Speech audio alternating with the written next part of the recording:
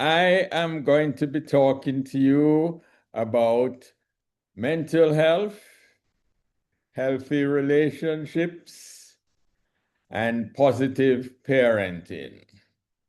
Um, and that's an extremely important subject because that's where the foundation of bringing up children really starts.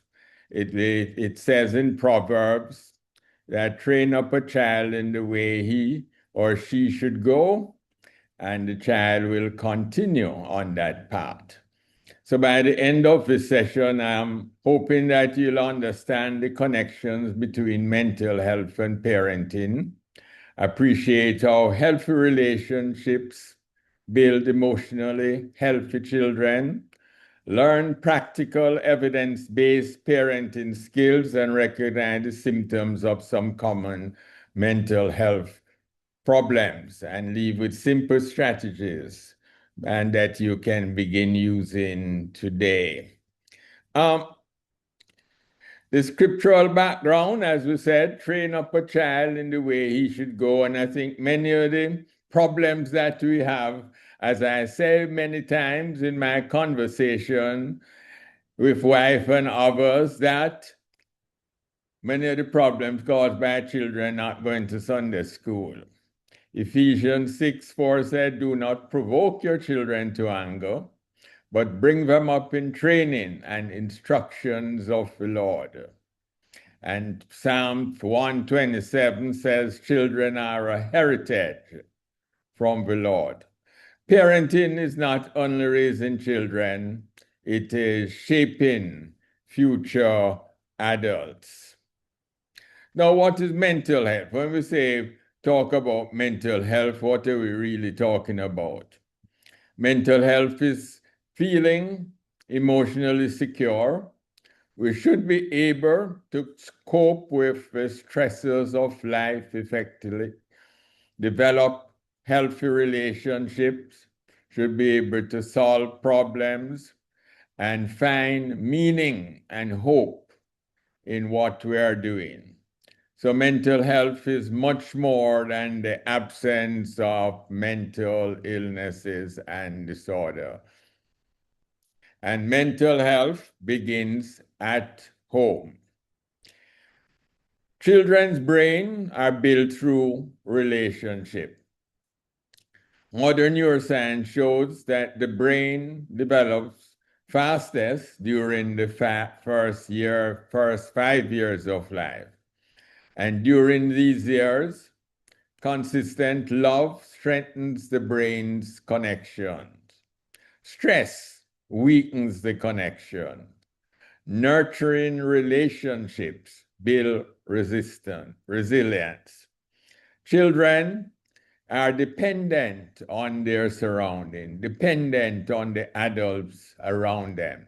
Children borrow the calm of adults before they learn to calm themselves. They are dependent on individuals around them to be calm and show them the way so that they can be calm. But the whole thing begins even before birth, during pregnancy, because there is a rapid growth in the brain beginning about 2 weeks post-conception, and this continues for the first 3 years, and the brain continues to develop and hardwire into adolescence. And the executive brain, where we make decisions, where we make our decisions, our choices in life, really become on board, become online in the early 20s. So the brain continues to develop from conception, 2 weeks post-conception, and it continues until our 20s. But the most time where the foundation is laid is in the first 3 years of life. The brain's development, and that drives our behavior, is sequential, hierarchical, and experience dependent. What we are exposed to is going to alter our genes, and determine how the brain is formed, the architecture. So the early systems lay the foundation for our later skills. So repeated experiences shape the brain structure. And those parts of the brain that we use, develop, if we learn about violence, then we are going to be violent. If we learn love in the early years, then we tend to show love later on. And those systems that we use strengthen. Those that we don't use and practice, they wither and die. So relationships, how we relate to one another, are really shaping our genes and our brain by the neurological inputs. So we have rapid brain growth, laying the foundation for learning, behavior, and health. So the early years are extremely important. What happens in those years is going to determine to a large extent how we function. And these are some of the sensitive periods. If the preschool years, 0 to age 3, where vision, if we look physically at vision, if we close one eye, and don't open it for 2 years, then you're never gonna have. Good vision, if you don't correct astigmas, cross eye, by age 3, you're never gonna have good binocular, have good vision. And our emotional control, by age 3, most of it is in place already. So it's going to be very important that what we learn, how we parent our children in those first years of life, going to lay the foundation for what sort of individual that we are going to have later on in life. So children's brain are built through relationship. And during the first 5 years, that's when most of it, as shown in that graph there, are developing. After that, things are pretty much hardwired, although some alteration is always possible throughout life. So during these years, love strengthens brain connections, stress weakens, nurturing relationship builds resilience, and children borrow the calm from the adults around them. Every interaction is important. It's like an emotional bank account. Every interaction is you either deposit something good or you withdraw something from what that development process is going on. So it's important to deposit good things in the child brain. Very important that children get hugs on a daily basis. Listening to the child, listening to children, extremely important. Praise, smile, the smiling, playing together, interaction, and encouragement. These are all interactions of deposit. Children need safety. Children ask, they feel, and they ask, am I safe? And safety means predictable routines. It should be reliable and predictable. They need calm adults around them. They need protection from violence, and they need emotional security, reliable emotional security if we are going to promote and have healthy children. Children ask themselves, ask their parents, ask others, am I loved even when I make a mistake? Love should be unconditional. And behavior can be corrected. The worth of the child should never be questioned. Children also need to know that they matter. They are important.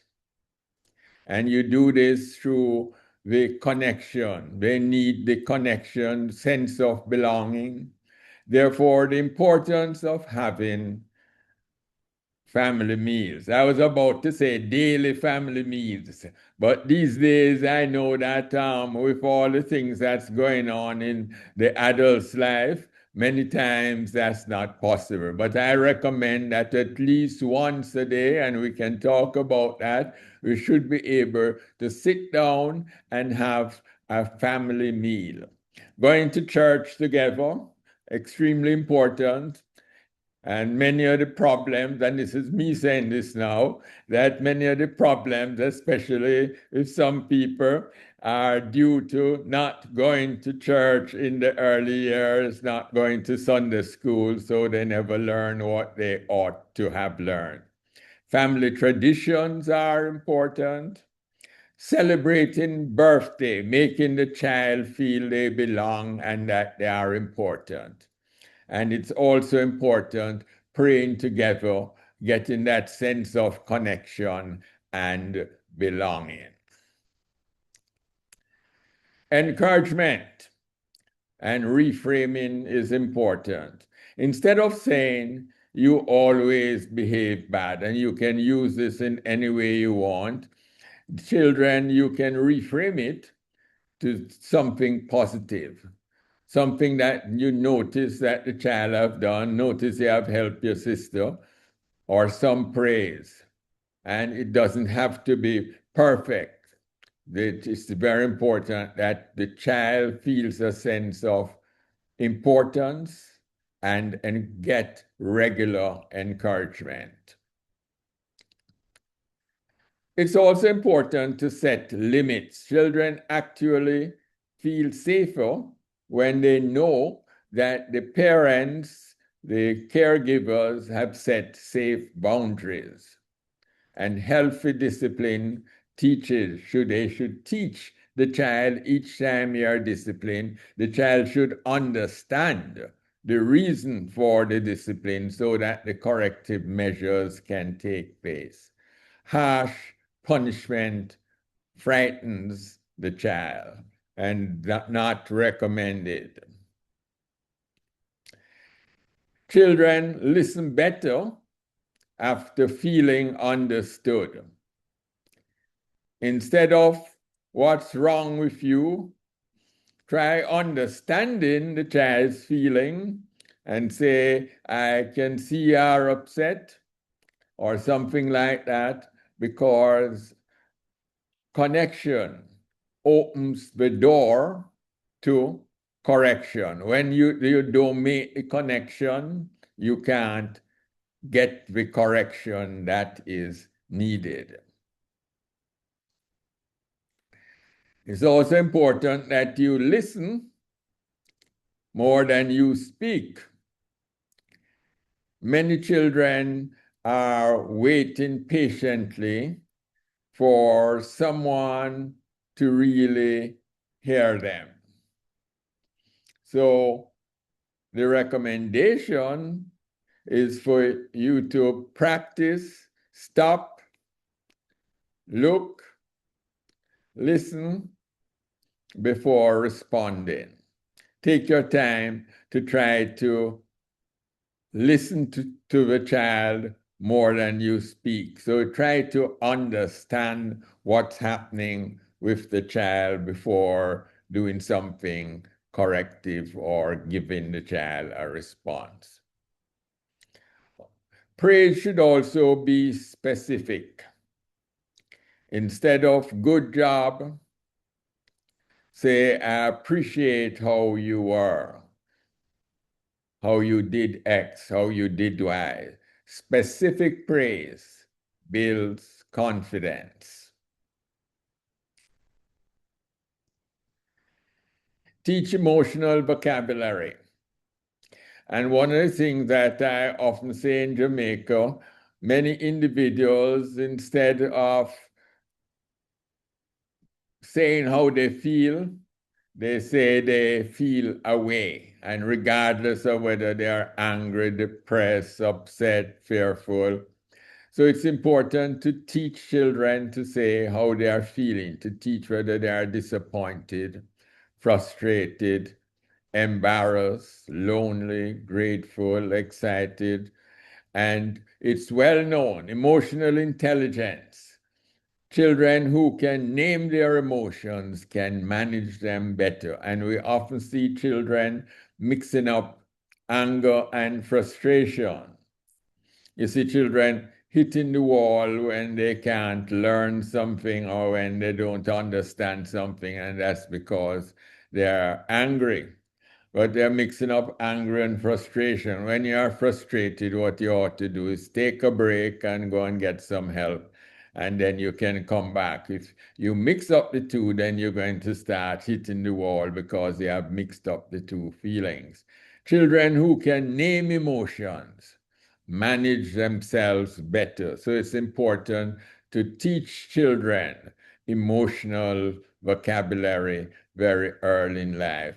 And I don't know if all of you know this book, something that was done at the Ministry of Health a long time ago. I think it was 2006, 2004. Some of you might too young to remember that. But it was a book, a training manual for growing emotionally smart children. And I think it's still available at the Ministry of Health, at the clinics, and it's a good book to read so that you can understand emotional intelligence and children. Discipline should take place without humiliation. Discipline means what can this child learn from this disciplinary action? It should not be, how can I make this child suffer? By beating the child, taking out your anger on the child. It's really each disciplinary experience the child should understand and should try get something from this. It should be a teaching moment. Model what you want of your child. Children copy more than they obey. If a parents want kindness, then they must model kindness. Telling the child to be kind is not enough. If you want the child to be respectful, then you have to show respect for the people around you. Honesty, you have to show honesty. Forgiveness, gratitude. Parents have to model the behavior. Children respond to what they see around them, not exactly what you tell them to do, but what you model to do. If you want a behavior, gonna be important that you model the behavior that you want from your child. Research reportedly show that children spell love in time, not expensive gift, not what you give them. Even 15 minutes of uninterrupted attention every day makes a significant difference. And one of the things I always say is love equals attention. You can say you love as much as you wish. If you don't give the attention, you're not showing the love. Love, you cannot love without giving attention. Attention equals love. So if you love your children, you have to give them the attention that they need. And the recommendation again is that each specific child have a specific genetic makeup and it's different. Therefore, it's important that you give each child uninterrupted attention on a regular basis. And I don't know if you can see this and look at it and figure out what that means. Because one of the things that's happening in our generation now is the high increase of tablets, iPhones, computers, and the high incidence of screen time. Children learn from face-to-face communication, where eye contact, where eye to eye, seeing the individual, communicating through eye orientation, how you talk, your tone, your hand gestures, the movement of your arms and head, all acting in coordination to express interpersonal awareness and emotions. If the tablet or the screen does the babysitting, then the child does not get that communication, that face-to-face communication. Therefore, the brain is going to develop differently. So the recommendation in some countries is that you should have no screen time until age 5, especially in the first 3 years of life. Some countries have it a bit less, that you can have screen time after age 3, but it should be moderate and supervised by the parent. But the face-to-face, in-person communication is absolutely important for good brain development. So let's go to the other side now.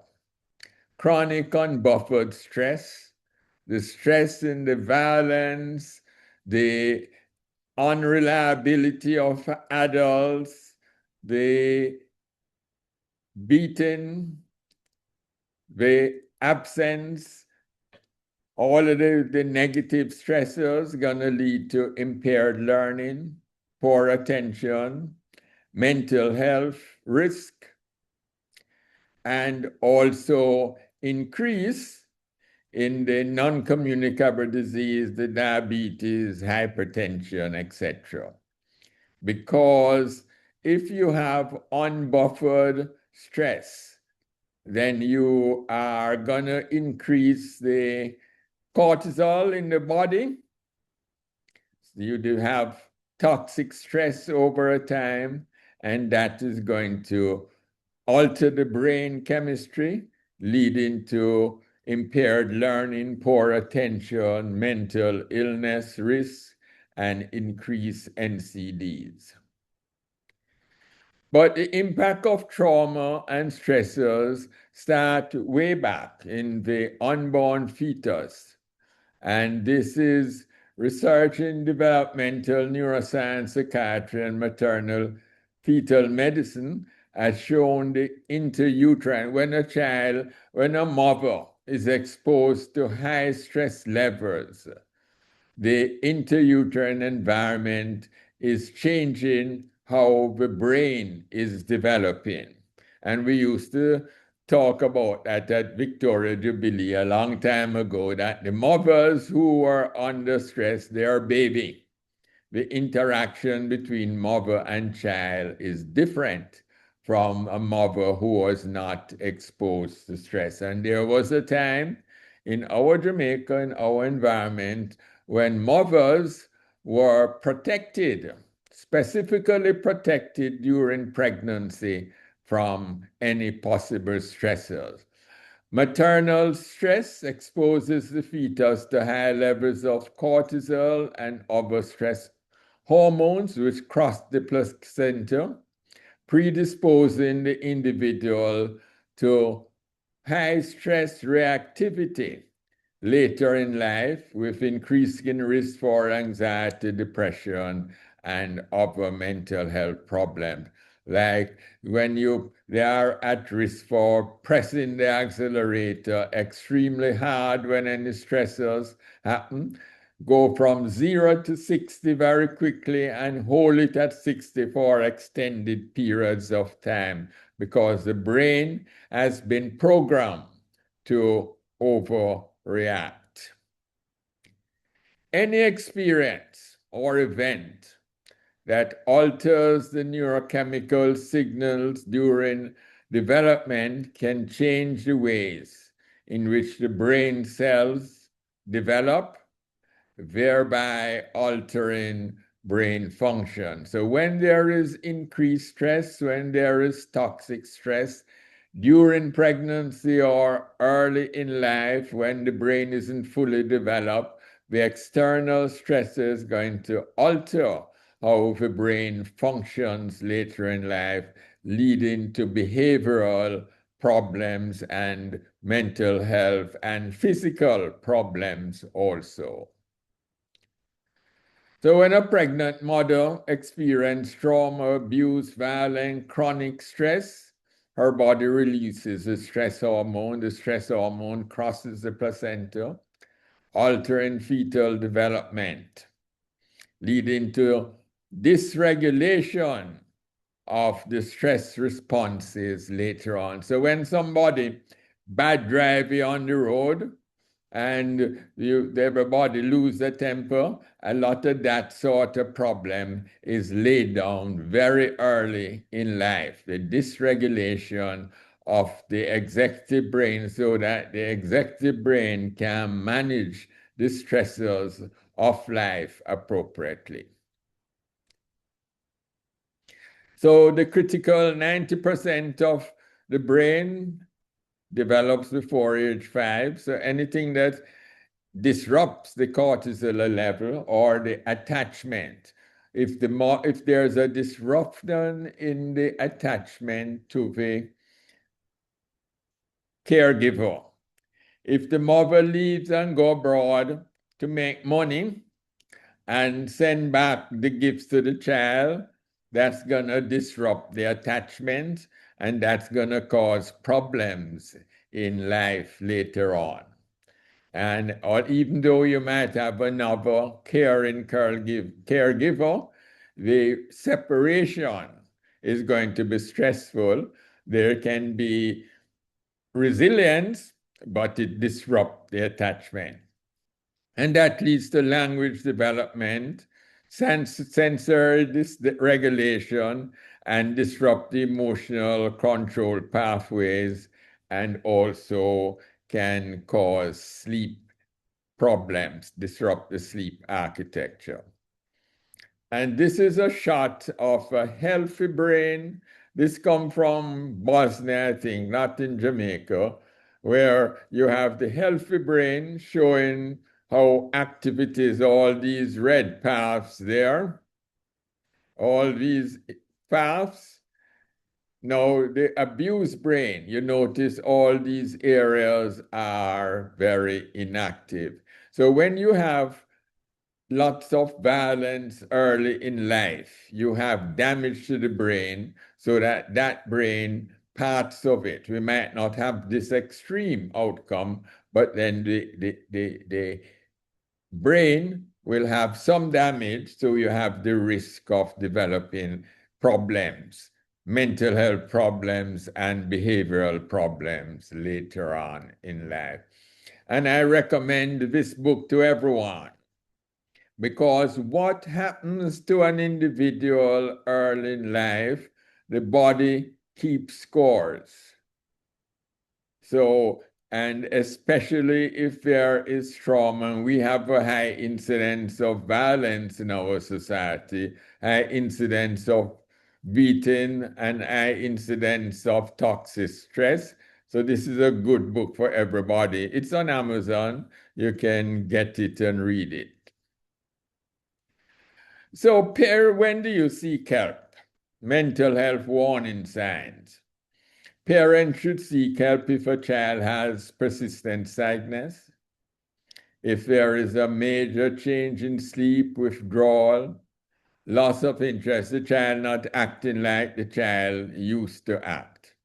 If there is declining school performance that's not changing, the child becomes extremely anxious, aggressive, and if the child talks of self-harm, And this is in the older children if there is alcohol or substance abuse. So there's some of the things that you can do to protect: eating together, praying together, read together, play together, laugh together, worship together. See that the sleeping routine is well, go to bed at the same time every night, more or less, wake up the same time. And most important, limit screen time. And we recommend families that exercise together have good mental health. Because when you exercise together, you tend to have social activities, you talk together, and that releases good chemicals, dopamine, into your brain. So it's important that if you can exercise together, that is also a protective factor. And friendships, staying alone is negative. Encourage friendships. Social interactions are always important and beneficial to good mental health. And faith gives children and adults hope, purpose. It encourages forgiveness. Lord, forgive them for what we have done, as I heard Dr. Crossman say this afternoon. Belonging, give a sense of meaning. Community, prayer also teaches emotional regulation and gratitude. And one of the things that I recommend for everyone, and you can teach your children early, is for them to have a gratitude journal, to write down what has been going on and that they can share with you, or they can have it for later on in life. The church becomes a protective community. When things go wrong, when there is Melissa, when there is storms, when there is the stresses of life, churches become the protective community that children, if they are exposed early in life, they will continue to utilize the church as a protective community, have the feeling that I belong to that church community. So you should teach each child, tell the children, very important. I know in Jamaica we don't do this enough. We should tell each child that I love you. Tell each child that I am proud of you. Tell each child that you are important, I'm listening, and that God loves you. Very important that you verbalize and tell the children these things. Don't just think it in your head. Tell the children that they also can understand these things and internalize these feelings and behavior. And we talk about the family meal, family devotion, important, one-on-one parent-child time. There should be a time when each child get their own specific time. I know it can be difficult, but it needs to be done. It's important also to have outdoor activity, church attendance, and in some places, you can share with me your service project. So again, coming back, I love you, I believe in you, I'm proud of you, I forgive you, and God has a purpose in your life. Everything happens for a purpose. You might not understand it now, but it shows itself later on. Everything comes together. Everything happens for a purpose.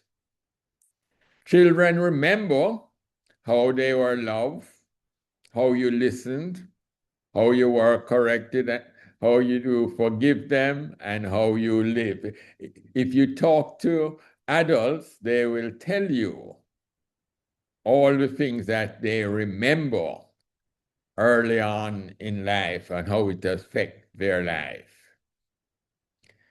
So if we come to how the brain works again, remember we talked about dopamine giving a sense of well-being, drives motivation, pleasure, and risk-taking. If we move to the adolescent, this is a time, I know that adolescent now, it's a time where individuals are individuating and they have lots of tasks to complete.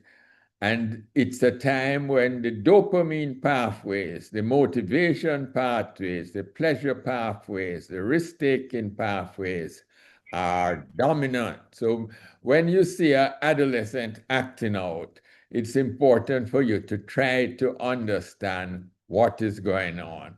Dopamine and other hormones are shifting rapidly, and therefore they are at a developmental imbalance. They have a strong reward system. They felt extremely good by doing some things, and they have a weak control system because the executive brain, remember we said early on that the executive brain don't really come online until the early 20s, 18 to 20, more or less.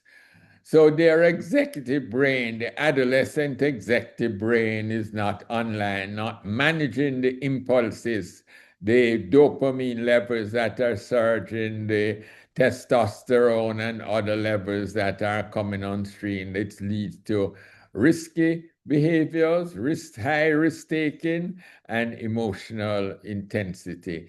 Therefore, it's the time when parents should be more available. That is the time when parents need to give a lot of attention and time.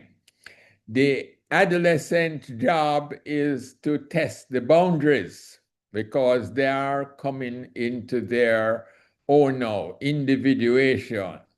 The parent's role is to keep the boundaries in check. Very important that the adults, the parents, the caregivers keep the boundaries in check because of the adolescent hormonal imbalance at the various levels. So that's again because the executive brain, the prefrontal cortex, not yet functioning, not yet controlling the other areas, so that the planning, impulse control, and judgment, the last systems to be mature. If all the doctors that's listening call myelination when those neurons are not myelinated, not functioning to the level, not hardwired yet. Another thing that I'd like you to take home or to practice or to understand is infants cannot self-regulate. Regulation comes from the caregivers, borrowed regulation. For children to regulate themselves, they have to regulate their bodies before engaging their mind. So that when you see a 5-year-old, when something happens, they cannot learn, behave, or reason until their bodies feel safe. Therefore, the sensory channels from the brain cells brain stem have to be regulated. So the hugs, very, very important. And this should have happened during Hurricane Melissa and after, and should continue to happen. But especially when there is sensory base upset, and there need to be a reset. So deep pressure, weighted items. In America, some places they use weighted blankets and firm hugs or touch. Adults need that too. One of the things I have said many times is that adults also need at least 3 hugs per day. Children also benefit from rocking, rhythmic moving, walking, drumming. Walking is especially an easy one to do. When you or members of your families are upset, going for a walk is helpful. Breathing and predictable routines are become extremely important. So secure attachments having attached to an adult leads to emotional stability, empathy, and social competence. If you don't have those, you're going to be, if you have disruptive attachment, unreliable parenting, or parents that is not there all the time, this may lead to aggression, withdrawal, poor concentration, and behavioral problem. There should be a sense of reliability with regards to parenting. Just a quick one, and I'm not going to do much on this before I stop. It's important to understand that what is called bad behavior may actually be attention deficit hyperactive disorder, might be due to autism, might be due to trauma. And many children, when they are depressed, they become overly irritable and don't show their depression like the adults do. And also it might be due to learning disorder. So when instead of saying this is just bad behavior, we need to look underneath to see what is actually going on. And I'm not going to go through this because I know most of you know the symptoms: attention deficit hyperactive disorder, the inattentive behavior, careless mistake, seems not to listen, fails to finish tasks, difficulty organizing tasks, avoid or disliked activities requiring long mental effort, frequently lose items, being easily distracted by unrelated thoughts or external, forgetting appointments or chores or responsibility. Constant fidgeting is the one that usually we hear about: tapping hands or feet, difficulty remaining in the seat, feeling restless, excessive talking, difficulty engaging in quiet activities, and the child always seem on the go. And then the impulsive blurting out answers, difficulty to wait turn, etc. And some of these continue into adult life because many individuals continue to have low frustration, irritability, mood swings, etc. into their adult life. Not going to go into this now. And then autism also have to be looked at, as my time is running out. So I'll not go through these. And also we need to understand that autism is not always negative. Many autistic individuals have notable strength, exceptional attention to detail. They are direct. They say exactly what comes. The filters that many of us have are not there, so they are very direct. And they have deep knowledge or areas of interest. They have lots of logical, analytic thinking, and they can be extremely creative and persistent. All right, and we've closed off now with the adolescent, remembering that the emotional intensity, risk-taking behavior, peer influence, and it's because of the identity formation, and depression in children is also and anxiety is also very prevalent. All right, so the take-home message: the greatest gift we can give our children is not perfection. It is a loving, safe, and consistent relationship. Every hug, every conversation, every boundary, every prayer, every moment of encouragement helps to build a healthy brain, a resilient mind, and a strong character. Children become emotionally healthy adults when they are loved unconditionally, guided wisely, and shown the love of God through words and action, especially action. So remember, love deeply, listen carefully, guide consistently, model faithfully, and pray continually. Final thought: perfect parents do not exist. Present parents do. Being present do. So thank you, and God bless.